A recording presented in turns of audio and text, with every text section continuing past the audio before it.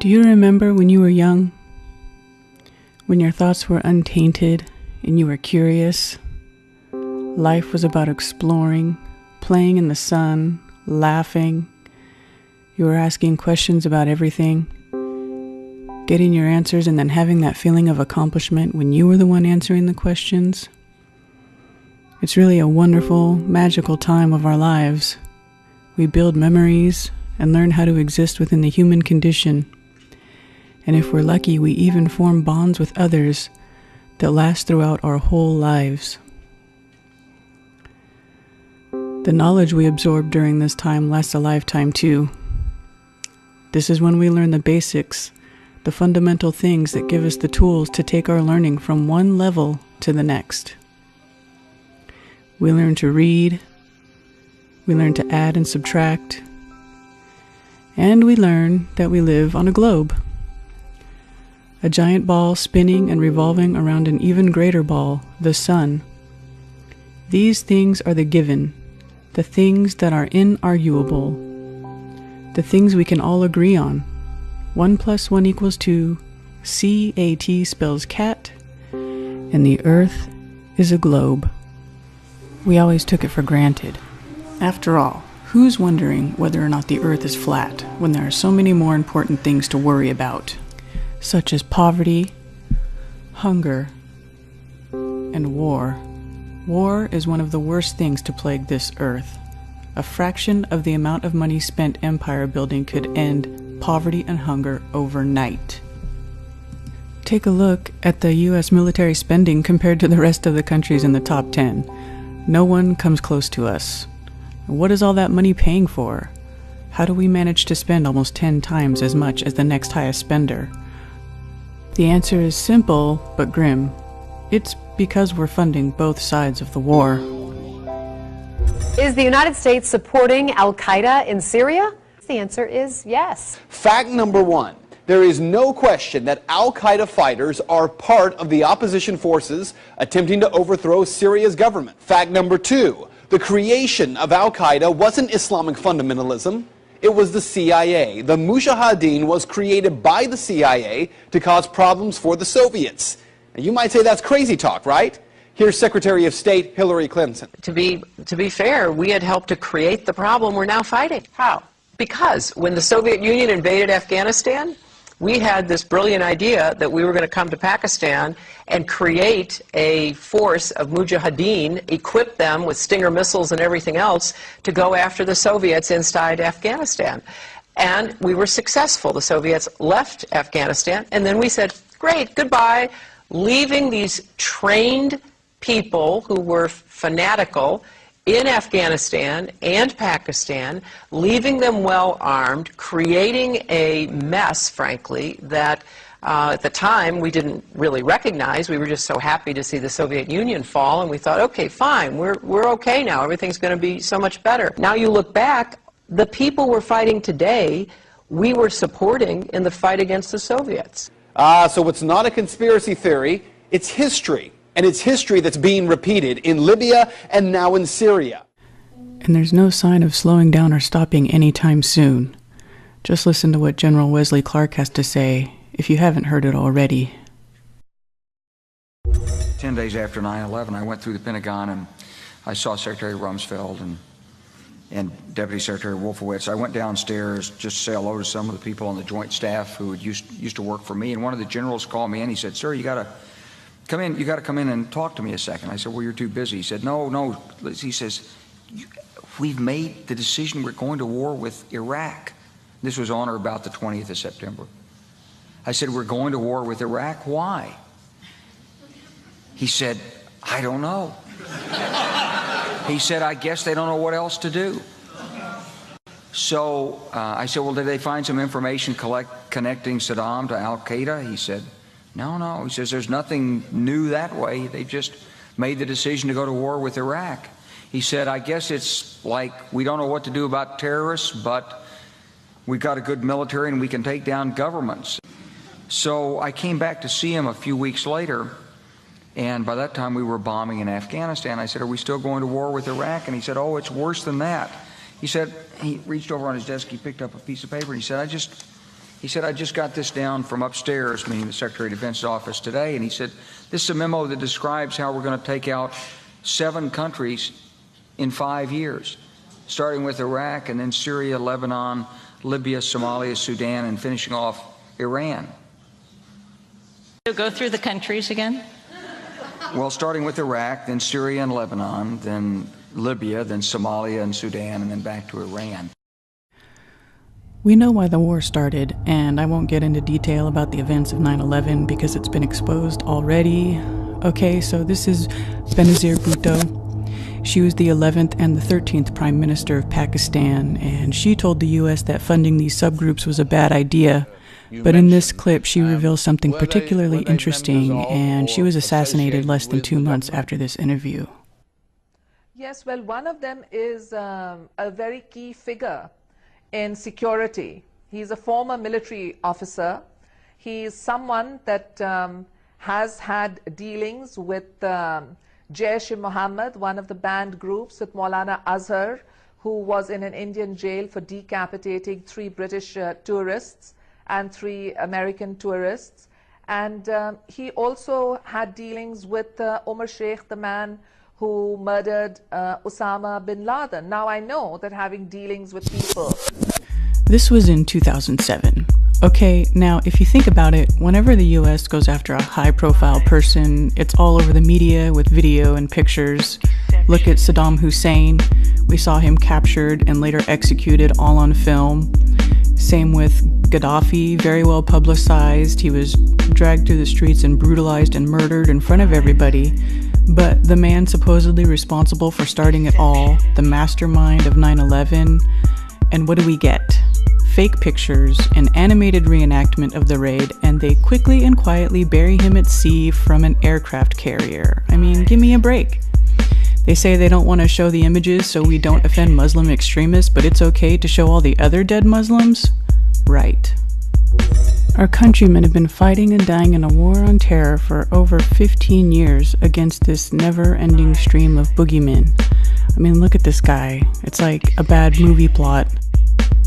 All fed to you by the mainstream media, which is owned by the same 6 corporations: CBS, GE, News Corporation, Rupert Murdoch fame, Viacom, the Walt Disney Company, and if you don't know what they're about, this will tell you right here, and Time Warner. And then if you dig a little bit deeper into who owns Time Warner, you'll see the top shareholder is Vanguard Group.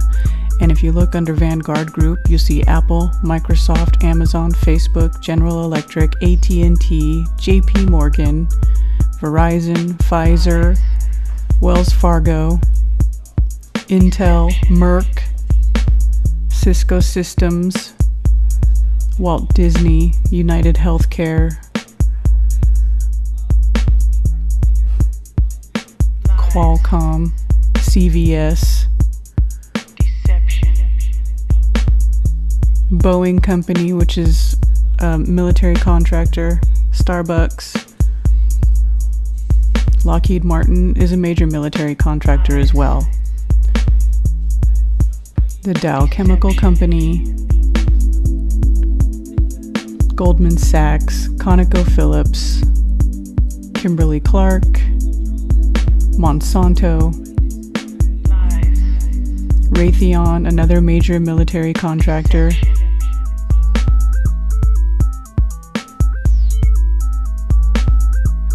Northrop Grumman is also a military contractor, and these private companies are an anonymous way for the elites to own everything.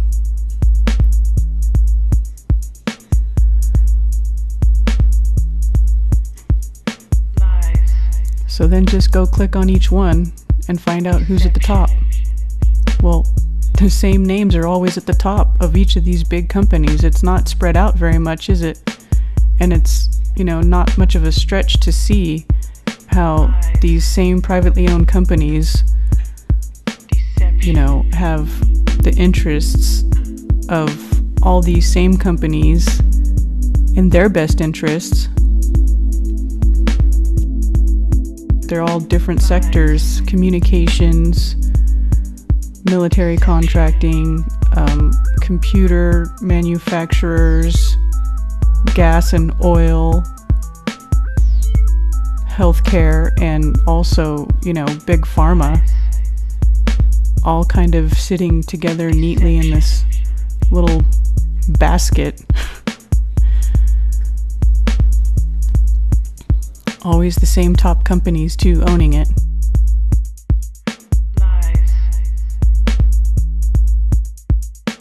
So you can see that the same 2 or 3 companies are handling the majority of the military contractors, and at the same time they have both healthcare and big pharmaceuticals, and then chemical companies like Dow and Monsanto, profiting off of the stuff that makes you sick, as well as the stuff that treats the symptoms for your sickness.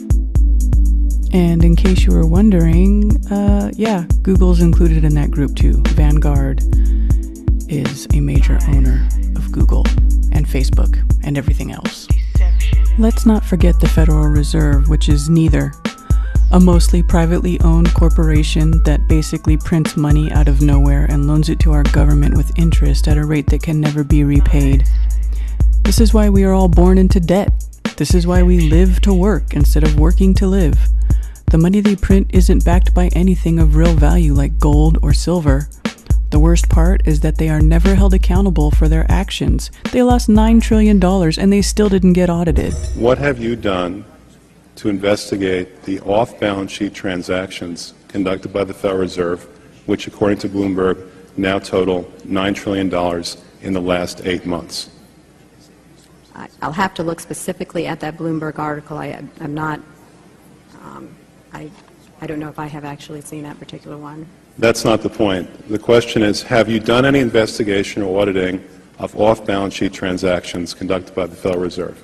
At this point, we're conducting our lending facility project at a fairly high level and have not gotten to a specific level of detail to really be in a position to respond to your question. Have you conducted any investigation or auditing of the losses that the Federal Reserve has experienced on its lending since last September? We're still in the process of conducting that review. Until we actually, go out and gather the information, I'm not in a position to really respond to the specific question. So are you telling me that nobody at the Federal Reserve is keeping track on a regular basis of the losses that it incurs on what is now a $2 trillion portfolio? I don't know if you're telling me that you're mentioning that there's losses. I'm just saying that we're not, until we actually look at the program and have the information, we are not in a position to say whether there are losses or to respond in any other way to that particular. Mr. Chairman, my time is up, but I have to tell you honestly, I am shocked to find out that nobody at the Federal Reserve, including the Inspector General, is keeping track of this.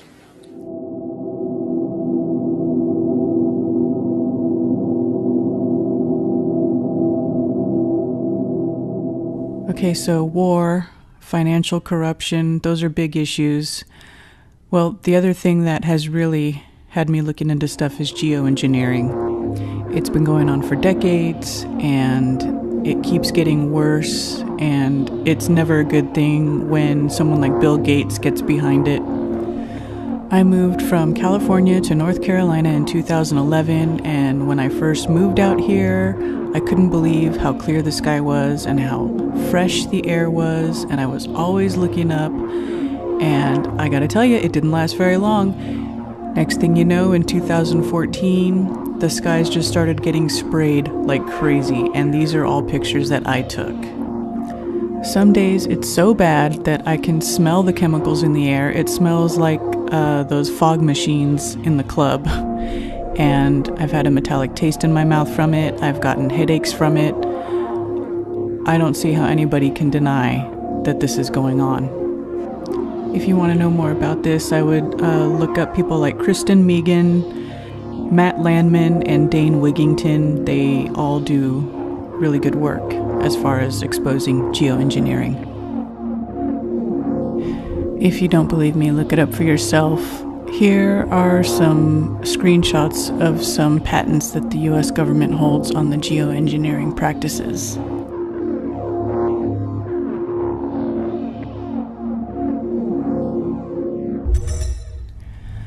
Another subject that I researched is child sex trafficking, kidnapping, and exploitation. The cover-ups on this are extensive, and you will be shocked at who is involved and where it leads. People will dismiss the ties between the elites and Satanism, but who else would victimize children but an evil being? Research Ted Gunderson. He is the one who got me questioning everything, and he did excellent work for the truth movement.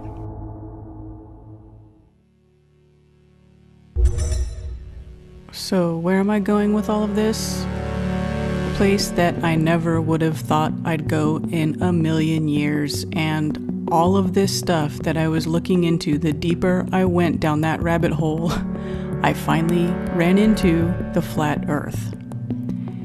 And I know how ridiculous it sounds because I thought it was the dumbest thing that I had ever seen, and I wouldn't even look at flat earth anything for a long time because it just seemed so ridiculous to me. One day I decided I would go ahead and watch a flat earth video. I thought it would be funny. I thought I would laugh. At the end of the video, I was not laughing. I couldn't believe what I was hearing, so immediately I started doing my own research. I went to NASA, I went to space.com, I started downloading pictures of the globe and pictures of Earth and examining them, and almost immediately I realized how inconsistent these pictures are and how fake they are. And they're not real. These are not real photographs. These are CGI. These are computer-generated images, okay? And it's very obvious when you start looking into it. Look at how different the sizes of the continents are from picture to picture. I mean, they can't even decide what size they want their continents to be. Take a look at this picture of the globe. It's pretty famous. Anybody can go download it. And if you take a close look at what's in the clouds. I mean, they spell it right out for you, and you can't make this stuff up, and it's not me photoshopping it. This is how it comes. Download it yourself. Also, look at this heat signature from the Earth. They say the Earth is facing the sun at a tilt, but the heat signature goes directly around the equator, right around the middle of the Earth. It actually pays no attention to the axial tilt, and that is what they tell you causes the seasons. The sun is actually farther away from the Earth during the summer months and closer in the winter months, but they tell you that the axial tilt is what causes the heat change. But here, that totally contradicts it. And if you look at this flat Earth picture, you can see that the heat signature is right in the middle, and that is exactly where the flat Earth model says the sun's path is. It circles above the Earth. I also started looking at all the moon landing photos and really scrutinizing them, and you can see, you know, even though a lot of it can be explained away, some of it just can't, like how close they are to the horizon of the moon. It just doesn't make sense. It should go far beyond where you see it going in the pictures. And look at the lander. The lander, I mean, they're supposed to take this thing out all the way to the moon and back, and it looks like it's got thin aluminum crinkled sheets all over it and tape and curtain rods, and it looks very thrown together. And if you look at the moonlander foot, there is no dust in the moonlander foot. I mean, it has a 10,000 pound thrust engine and it didn't disturb any of the dust on the moon. This is a picture that I put together of various elements from the moonlander and the moon landing, and you can take a look at the lander itself.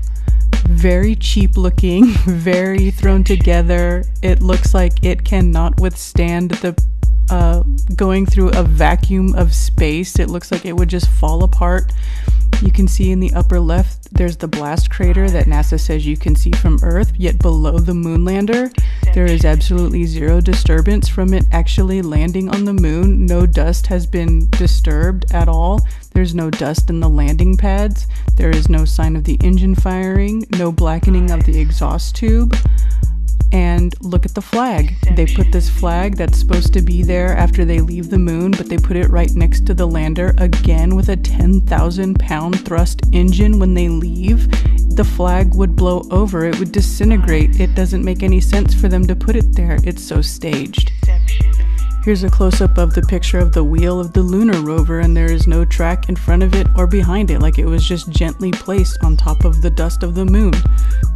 This picture of the astronaut with the Earth in the corner, you can see that the Earth looks pasted into the photo and the background looks cropped out.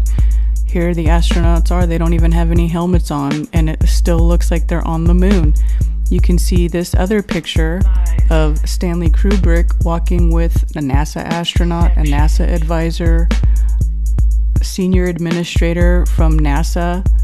It's circumstantial evidence, but it's very suspicious because we all know that 2001: A Space Odyssey came out before the moon landings happened, so Stanley Kubrick had clearly already perfected his technique on filming space scenes.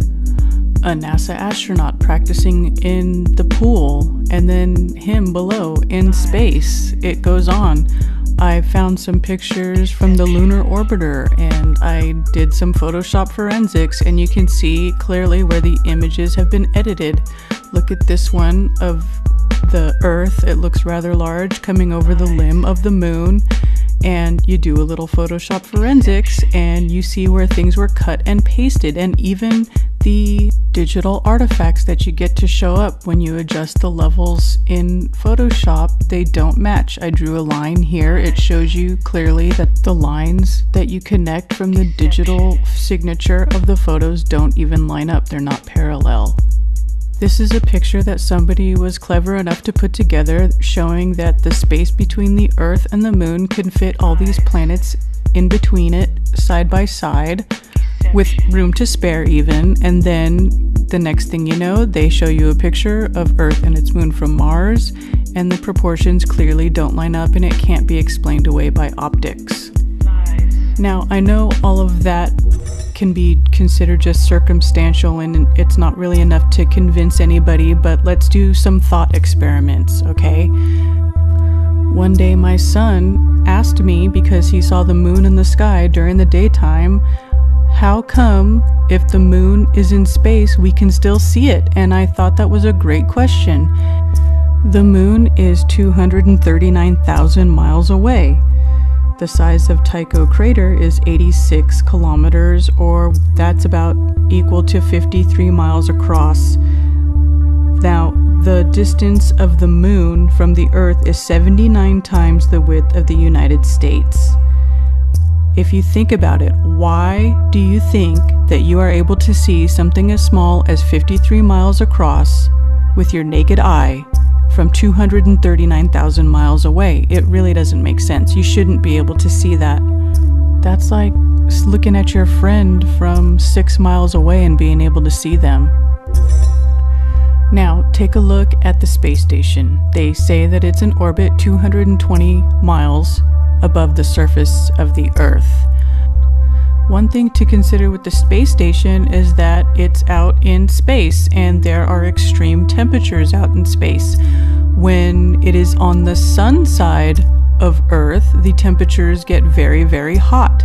When it is on the night side of Earth, the temperatures get very, very cold. So you have a very extreme temperature change every 45 minutes on all the equipment. It's a very hostile environment. And if you've ever looked into the SR-71 Blackbird, that jet that they said flew at the edge of space, every time that thing came down for a landing, it was leaking like a sieve, okay? And they have this space station that's been up there for years and years and years, and it's never blown a seal, it's never had a problem. It just keeps going on and on. Hot, cold, hot, cold, hot, cold, without any effect. The other thing to consider is the size of the space station. They say that it's roughly the size of a football field. Here is a comparison picture of the space station compared to the size of a passenger jet. Now, when you look at a passenger jet flying at cruising altitude, you see it every day. They are about 5 or 6 miles up in the air. Now, imagine if you put this object at 220 miles above the Earth's surface. That is 44 times as high as cruising altitude for a jet.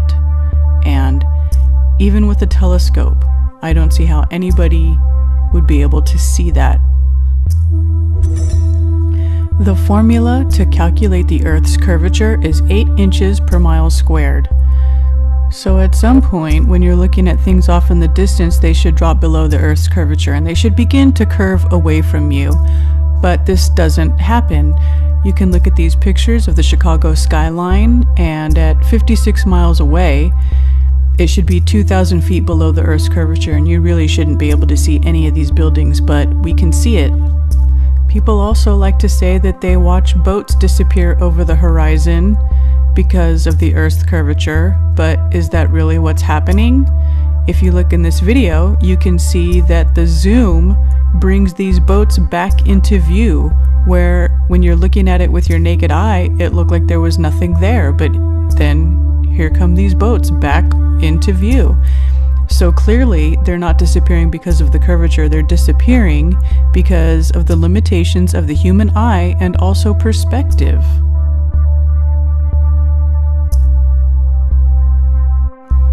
At some point, we really need to be honest with ourselves about the observations that we make about the world we see with our eyes. Do things disappear into the vanishing point on a flat plane, just like we're taught in art class, or do they curve away from us on a ball? Do we ever really see the curvature? Have you seen the curvature? If you watch some high-altitude balloon footage, you'll see that if it doesn't have a fisheye lens to give the artificial impression of a curvature, there really isn't one. And this is the most irrefutable proof in my eyes that we do not live on a ball. If there is no curve, then there is no ball. Period. That's all there is to it. It doesn't matter if you're on the ground, it doesn't matter if you're on a mountaintop, it doesn't matter if you're 20 miles high in the sky.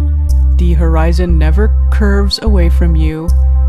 It never gives the impression of being on a ball. It only gives the impression of being on a flat, level plane.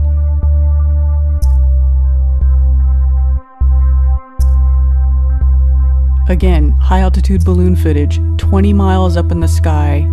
ISS is 220 miles up in the sky, so this times 10 or 11, when does this turn into this? When does it happen? Or does the horizon always remain at your eye level? Does it always look like it's just right there in front of you? There is no curvature, none. Let's talk about water. The natural physics of water is to find and maintain its level, or the natural physics of water is to stick to a spinning ball. How does water behave in the real world? What do you see? Now, I know a lot of people like to say, well, gravity keeps the water stuck to the ball. And okay, let's talk about gravity.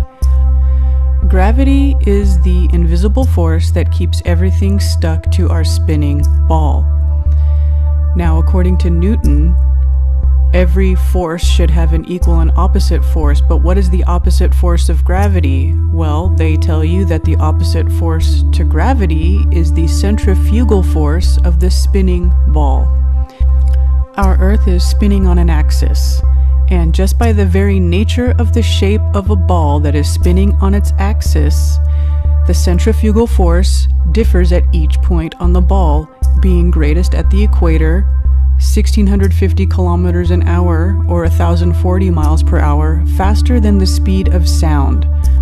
Then, as you move up or down in the latitudes on the ball, it gets slower and slower. Thus, the centrifugal force is weaker as you get towards the poles. Therefore, it is counteracting gravity less and less as you get towards the top or towards the bottom of the ball. So, why aren't the people at the North Pole being squashed like bugs? How are they even able to walk if this force of gravity is pulling them towards the Earth and there is no longer a centrifugal force counteracting gravity? How can they even pick themselves up off the ground? How about the constellations? The stars rotate around the North Star, Polaris. We see the same constellations throughout the year, just in different positions. Some people think that this proves that the Earth is a sphere, but I think it proves that the stars rotate over our head. Here is the sun in space. Here is the Earth. The Earth orbits the sun while spinning on its axis. At night, when we are not facing the sun, we see the stars in the dark part of space. Why don't we see completely different constellations 3 months later when we are a quarter of the way through our orbit? Or how about 3 months after that when we are on the opposite side of the sun? Every 3 months the constellations should be completely different, but they aren't. All the ancient cultures and all the ancient texts describe a flat, motionless Earth. So what happened? What changed? Who decided that the Earth was a ball? Map of ancient Egypt. I've inserted 2 sticks or obelisks, one up here in Alexandria and one down here in Syene. Now, if at a certain moment each stick casts no shadow at all, that's perfectly easy to understand, provided the Earth is flat. If the shadow at Syene is at a certain length, and the shadow at Alexandria is the same length, that also makes sense on a flat Earth. But how could it be, Eratosthenes asked, that at the same instant there was no shadow at Syene and a very substantial shadow at Alexandria? The only answer was that the surface of the Earth is curved. Not only that, but the greater the curvature, the bigger the difference in the lengths of the shadows. The sun is so far away that its rays are parallel when they reach the Earth. Wait a minute, how did Eratosthenes know how far away the sun was? To make this measurement, you have to assume the sun is extremely far away and that the sun's rays are parallel. But how do you look at things like this and get that the rays are parallel? Because it certainly doesn't look that way to me. If you look at the crepuscular rays of the sun coming through the clouds, you can see that it looks like the sun is right behind the clouds and the rays are emanating from the source of light, and those rays are not parallel. The most commonly accepted flat Earth model has the sun small and close and circling over the Earth. If you use a lamp and 2 objects of the same size, you can see how the same effect Eratosthenes saw can be created.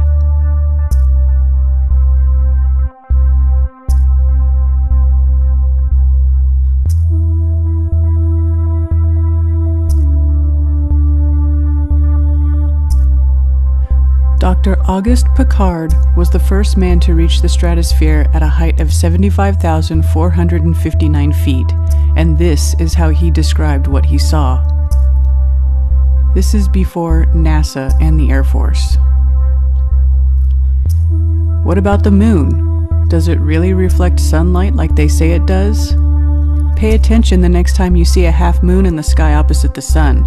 If the moon really reflects the sunlight, why isn't the moon full if it's facing the sun? Is there really a Hubble telescope in space, or is it just a telescope flying around in a jet? Are they telling the truth about what they show us, or are they laughing at us? If you pay attention, you will see their mistakes.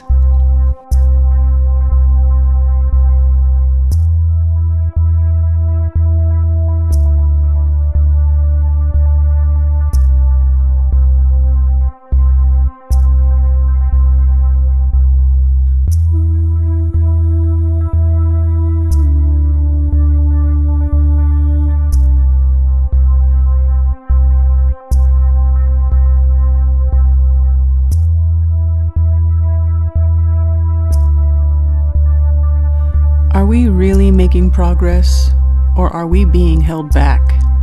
Once prosperous countries are being bombed into oblivion. Children are starving all across the plain, and the powers that should not be spend billions on ushering in their new world order. NASA and their deception is the tool they use to keep us from knowing the true nature of who we are and where we live.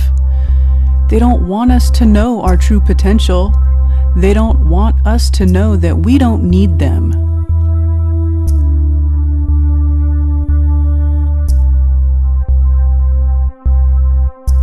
They want us ignorant and docile, so we keep mining their gold. The globalists need a globe. Once you realize that they don't have one, you can take the power back.